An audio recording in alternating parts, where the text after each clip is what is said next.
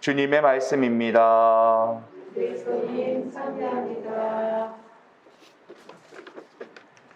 올림픽에는 기록 경기도 많지만 예술 점수를 매기는 많은 종목들이 있습니다. 기록 경기는 시간을 잰다든지 몇 대 몇 이렇게 딱 볼 수 있는 드러나는 점수이지만 예술 점수는 되게 주관적인 점수예요.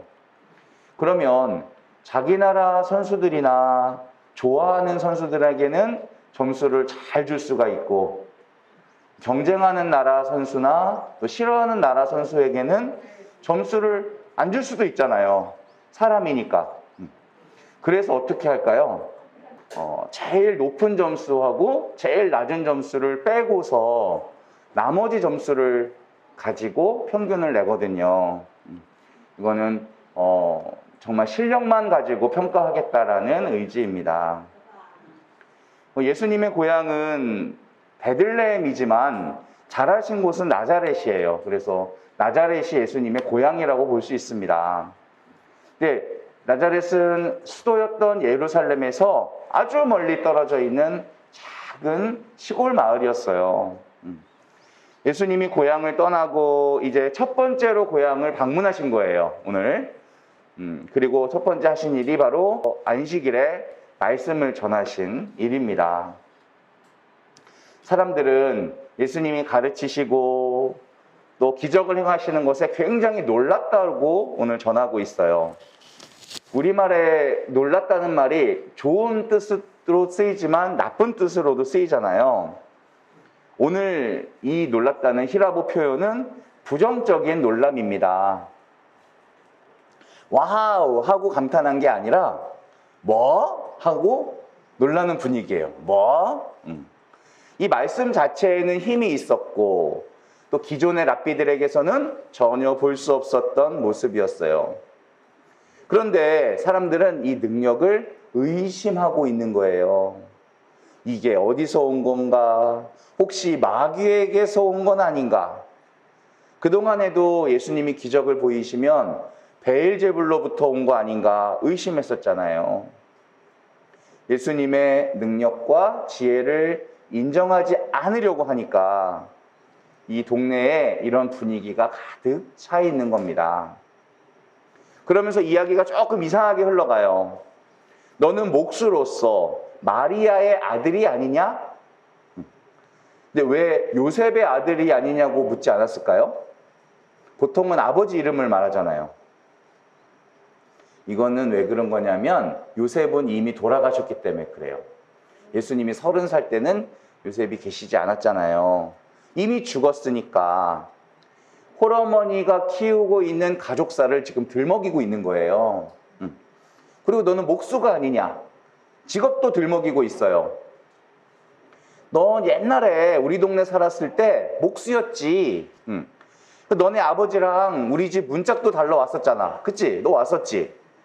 그때 한 10살쯤 됐나? 지금은 너 몇 살이니? 라고 하는 거예요, 지금. 계속 그렇게 예수님을 폄하하고 있는 겁니다. 한마디로 말하면 나는 너를 너무 잘 알고 있어. 그러니까 내 앞에서 폼 좀 잡지 마. 라는 거예요. 예수님은 자기들이 알고 있었던 지식을 전부라고 생각하는 나자렛 사람들 앞에 있어요. 바깥에서 들었던 소식을 듣긴 들었지만 처음부터 아예 부인하고 있는 겁니다. 예수님을 잘 알고 있었던 거예요? 잘못 알고 있었던 거예요? 아주 그냥 형편없이 잘못 알고 있었던 거예요. 이미 결론을 탁 내렸어. 더 이상 알고 싶지도 않았을 거예요. 그동안에 내가 알고 있었던 게 전부니까 그 소식을 들을 때마다 부정했겠죠. 그건 아니지. 그럴 리가 없지. 그래서 이 조그만 동네 나자렛이 우물같이 돼버렸어. 그러면 그 우물 안에 살고 있는 사람들은 뭐가 된 거예요? 깨구리가 된 거지. 맞아요. 편견의 눈으로 예수님을 바라보니까 존경은 고사하고 오히려 불쾌했어요. 하는 말들이. 그래서 이 편견이 참 무섭습니다. 깨기가 쉬워요? 어려워요? 어려워요. 그래서 옛말에 책 한 권만 읽은 사람이 제일 무섭다 그랬어요. 이 책에 그렇게 써 있다는 거야. 이 책 한 권만 읽고선. 얼마나 무서운 거예요. 지금 오늘날 우리 사회에도 이런 편견이 너무나 많이 있습니다. 한번 편견이 생기고 나면 빠져나오지를 못한다. 거기에 집착해버리는 거예요. 누가 얘기를 해도 꿈쩍을 안 해. 편견은 내가 알고 있는 것을 절대화하는 겁니다. 자기 편견에 사로잡힌 사람은 어떤 것을 받아들이려고 하지를 않아요. 우리 코로나 백신 음모론자들이 있어요. 백신에 마이크로칩을 집어넣어가지고 세상을 통제하려고 한다는 거예요. 그래서 절대 맞으면 안 된대요. 이것을 또 요한묵시록과 연결을 잘 시켜가지고 절대적으로 그걸 믿어요. 못 말리는 겁니다. 저한테도 매일 카톡 보내요. 백신 맞으면 로봇처럼 내가 조종을 당한대. 이렇게 한번 편견에 사로잡히면 그 사람이 이상해지는 거예요. 편견을 내려놓지 않으면 믿음의 세계로 들어갈 수가 없습니다. 결국에 나자렛 사람들은 예수님의 신성을 볼 수가 없었어요. 그럼 편견을 내려놓으려면 어떻게 할까요? 제일 먼저 해야 될 일이 있어요. 나도 편견에 사로잡힐 수가 있는 사람이다, 아니다? 사람이다. 그것부터 알아야 돼요. 내가 알고 있는 거, 내가 경험한 게 전부라고 생각할 수 있는 거야, 내 자신이. 자, 이렇게 되기 위해서는 두 번째, 겸손해져야 돼요. 겸손. 편견이라는 단어와 따라다니는 단어가 하나 있어요. 이게 오만이라는 단어입니다. 오만. 그래서 오만과 편견이라는 소설도 있고 영화도 있어요. 제인 오스틴의. 오만에서는 또 독선이 나오죠. 모든 것을 자기 유리한 쪽으로만 해석을 하려고 해요. 자기만의 독특한 안경을 쓰고 모든 사람들을 그걸로 바라보는 거예요. 그래서 세상에서 가장 행복한 눈은 그대로 볼 줄 아는 눈이에요. 바오로 사도는 예수님을 만나고 난 다음에 눈에 비늘이 쌓여져 있었어요. 이게 벗겨지는 경험을 합니다. 이게 얼마나 상징적인 사건이에요.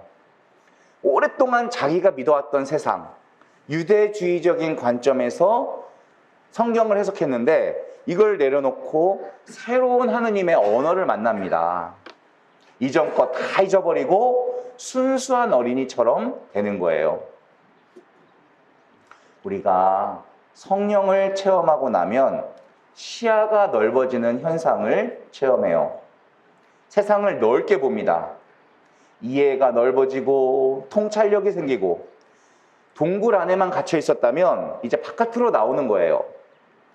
그 안에서는 힘이 멀건하게 보였지만 그게 전부라고 얘기했지만 바깥으로 나오니까 웬걸 새로운 세상이 있는 거예요.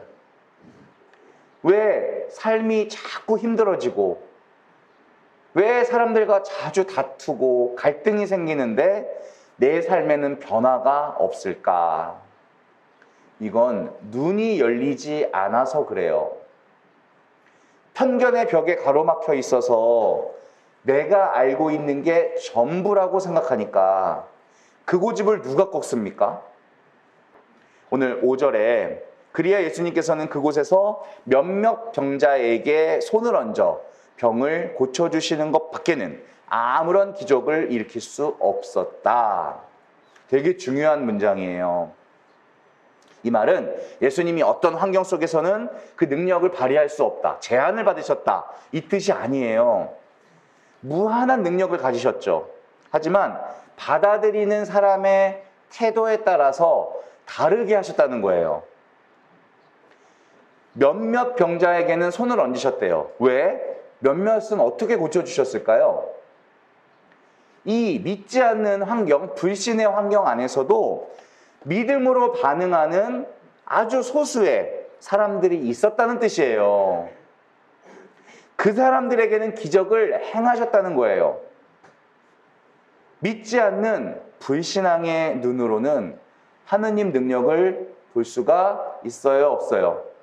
없어요. 불신앙은요, 하느님으로부터 오는 모든 축복을 가로막아요. 마음이 닫혀 있으면 하느님이 해주실 게 아무것도 없어요. 예수님이 이 땅에서 행하신 기적은 하느님 능력의 일부에 불과합니다. 하느님 능력은 상상할 수 없죠.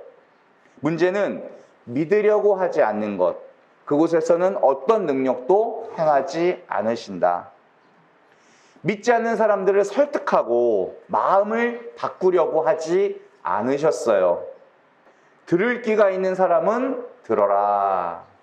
왜 이런 말씀하십니까? 들으려고 하지 않는 사람에게는 의미 없다는 것을 아시기 때문에. 프란치스코 교황님의 말씀으로 마무리를 하겠습니다. 고집불통은 우상을 섬기는 것입니다. 난 언제나 그렇게 해왔다. 이것만이 길이다. 라고 고집을 부리는 그리스도인들은 죄를 짓는 것입니다. 말했던 것이 더 중요하다고 바꾸지 않는 것. 내 마음대로 닫힌 내 마음으로 내가 들은 것을 주님의 말씀이라고 하는 것. 고집은 우상 숭배의 죄를 짓는 것입니다. 고집하는 그리스도인들은 죄를 짓는 것입니다. 이번 한 주 마음을 먹어봅시다. 주님, 말씀하소서. 무슨 말씀을 하시든지 이 종이 듣겠습니다. 제 닫혀있던 동굴을 좀 빠져나가겠습니다. 성령의 인도하심을 받기 위해서 내가 갖고 있었던 고정관념, 선입견, 편견의 벽을 매일매일 부수겠습니다. 그러면 하느님의 진리가 내 영혼을 사로잡으실 거예요. 아멘.